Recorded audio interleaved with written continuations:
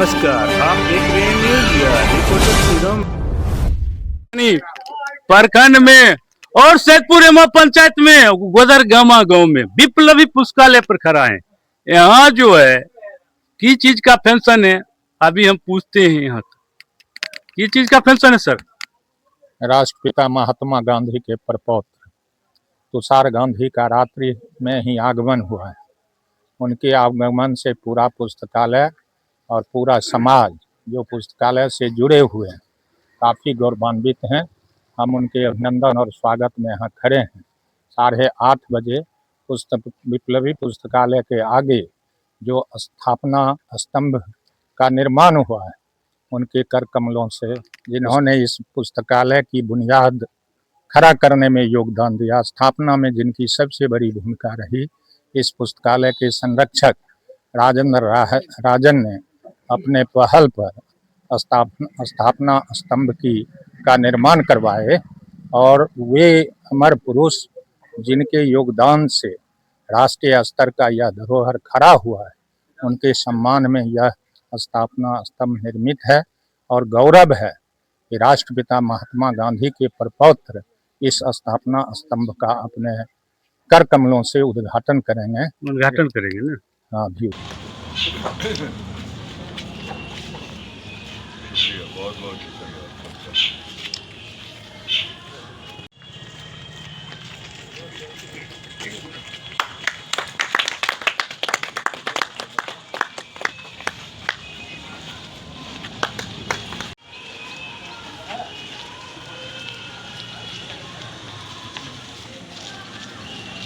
जिसमें हम राजनीति किसी दल विशेष की नहीं करके हम गांधी जी के उद्देश्यों, मूल्यों और उनके जीवन के आदर्शों को लोगों संबंध के आधार पर नहीं, गांधी जी की विचारधारा के आधार पर अपने आप को जो आगे बढ़ने का हिम्मत दिखाया है, उन्होंने गांधी जी की प्रतिमा का अनावरण किया था।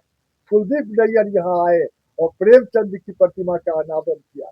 भगत सिंह के भांजा प्रोफेसर जगमोहन आए, चमन लाल आए, जिन लोगों ने इस पुस्तकालय में भगत सिंह के साथ जुड़ के भगत सिंह की विचारधारा को आगे बढ़ाने का काम किया। और इसीलिए जितना नाम गिनाऊं, देश के कोई ऐसे बड़े साहित्यकार अपवाद ही बचे होंगे जो यहाँ नहीं आए हैं, और जो नहीं आए हैं कल आ जाएंगे। इसलिए इस बार हम लोगों ने गांधी जयंती के अवसर पर एक नया प्रयोग पुस्तकालय को लेकर के आपके दिमाग में या युवाओं के उसमें क्या विचार है?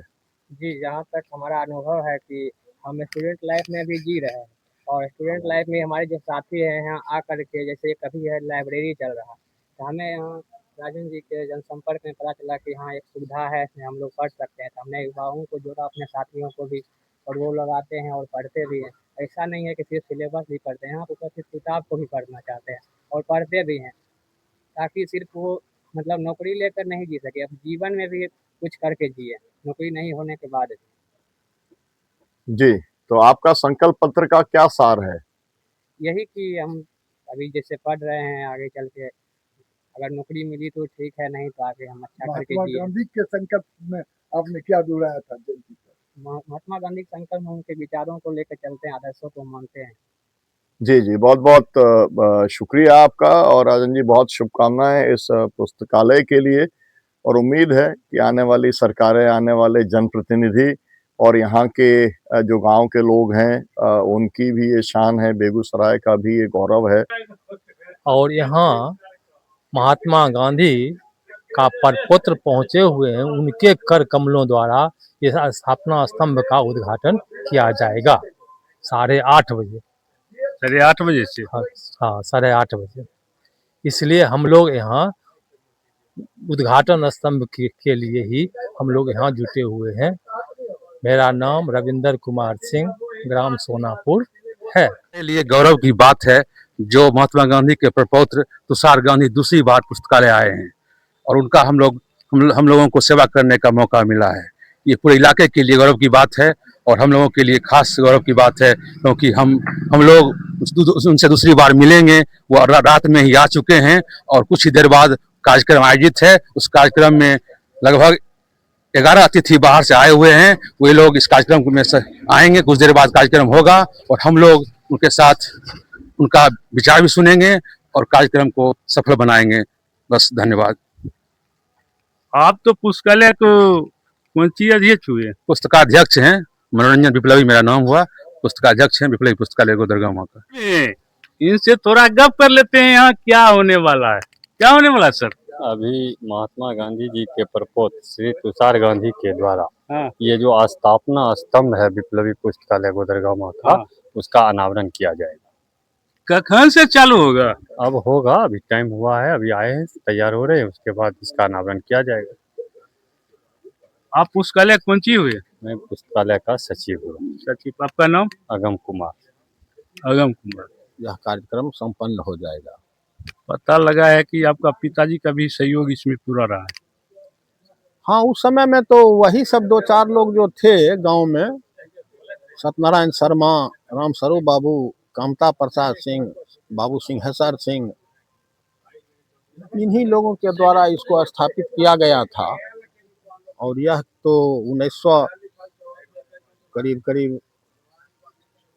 40-45 के आसपास, 1900 ऐसे तो 1931 में इसकी स्थापना हुई, लेकिन 21 में ये लोग नवयुवक थे,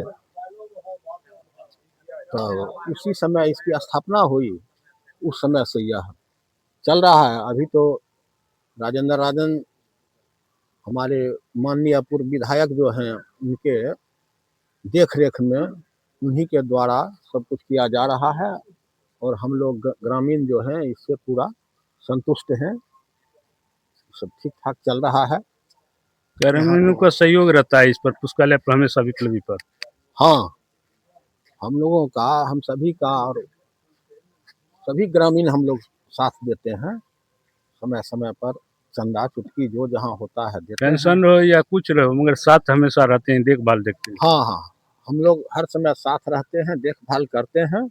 उसी पर तो यह चल रहा है ना। सार्वजनिक संस्था में अगर गांव के लोग बुद्धिजीवी साथ नहीं दें तो यह संस्था कैसे चलेगी? मोहम्मद मतीन जी हैं, जो कांग्रेस के नेता भी हैं और विप्लवी पुस्तकालय से जुड़े हुए हैं, और अभी जो कार्यक्रम आयोजित है विप्लवी पुस्तकालय पर, उसके बारे में जानकारी देंगे।